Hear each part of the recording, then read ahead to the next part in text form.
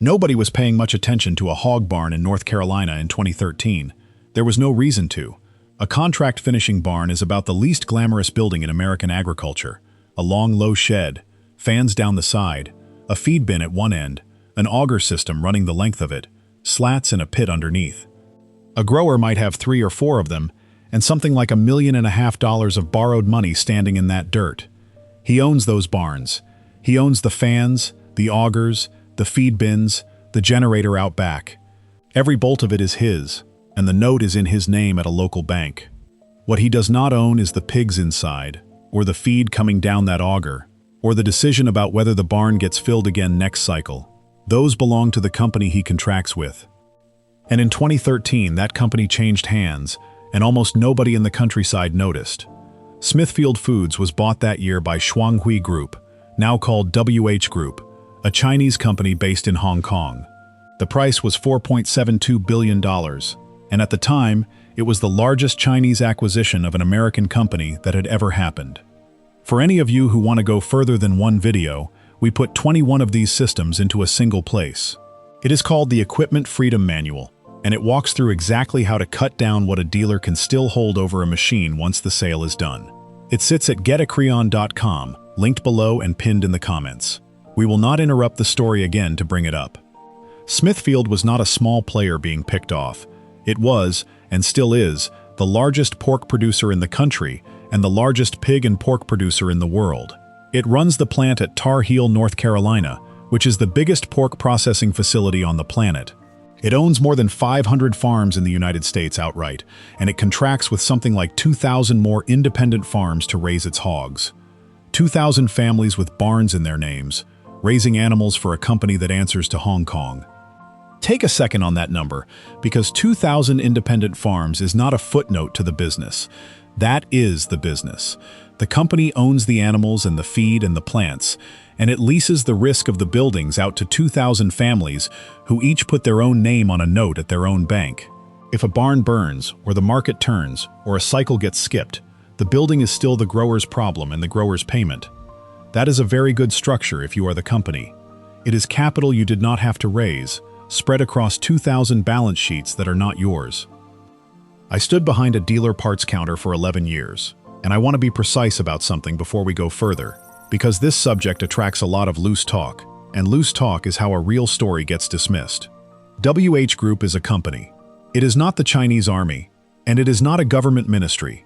It is a publicly traded corporation that bought an American company in an ordinary transaction, cleared the reviews it had to clear, and has run it as a business ever since.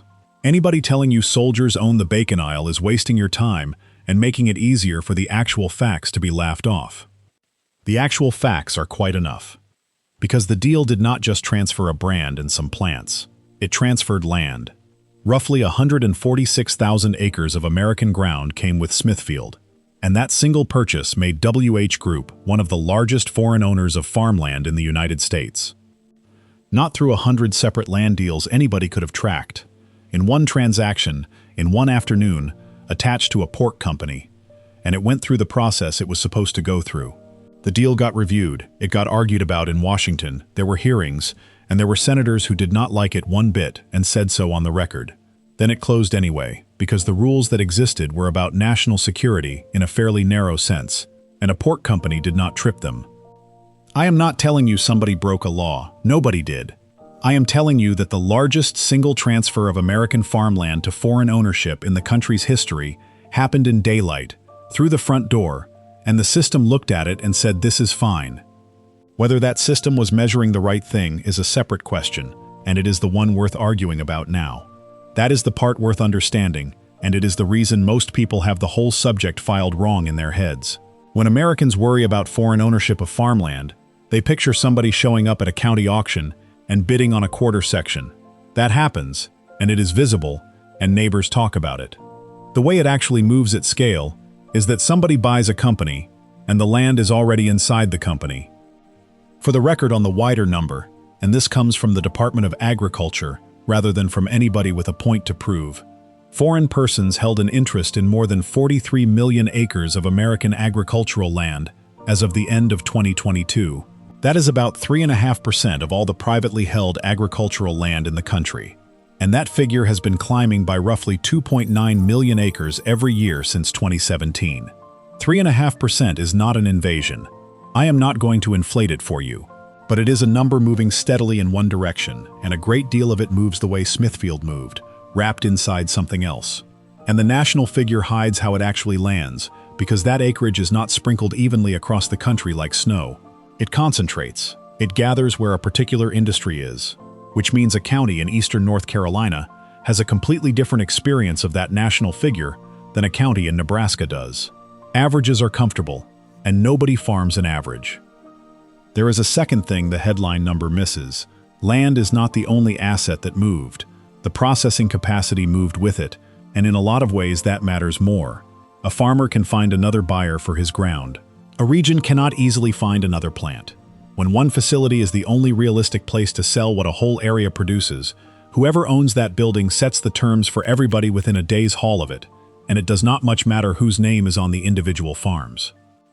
Now pull back and look at what happened to the grower in that barn, because this is where it stops being a trivia question about ownership and starts being about the same thing this channel talks about every week. That man borrowed $1.5 million to build a specialized building. It is specialized on purpose.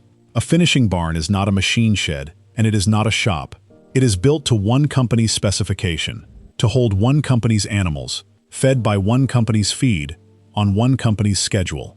Which means the day the contract ends, the asset does not convert to anything else. He cannot decide to finish hogs for somebody down the road if there is nobody down the road buying.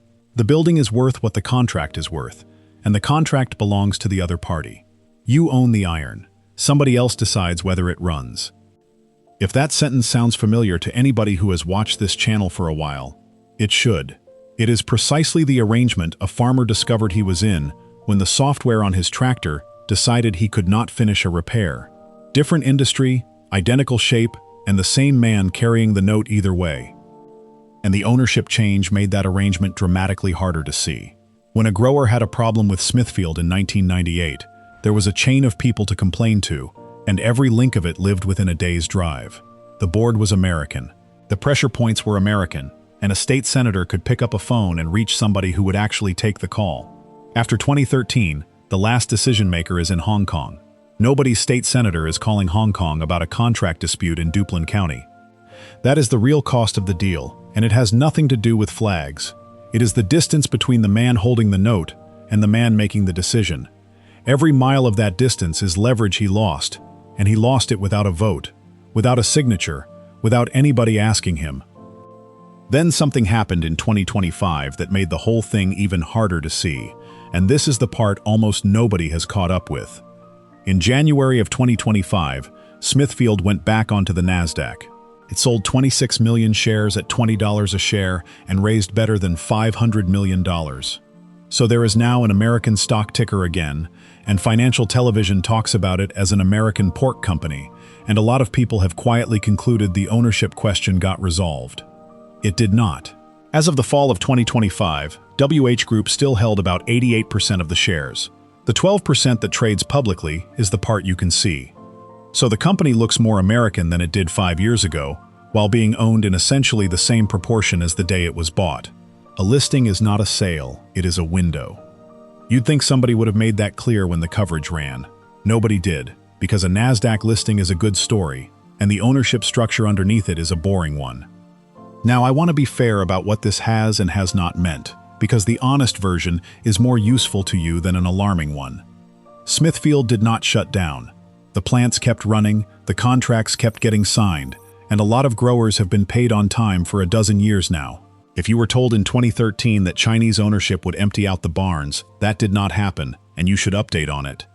What changed is subtler, and it is structural. A very large share of one American protein sector now reports, at the last link, to a company whose interests are set somewhere else.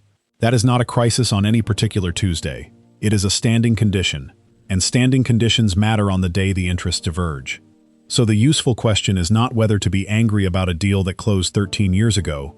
That ship sailed, and it sailed legally, in public, with the paperwork filed. The useful question is the one the man in that barn should have been asked before he borrowed the money.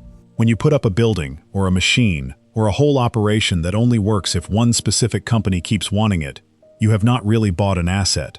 You have bought a position in somebody else's plan, and you are carrying the debt on it. That was true of a hog barn in 2013. It is true of a tractor you are not allowed to fix in 2026. And the man who understands it early is the only one who gets to make a different decision while he still has the choice.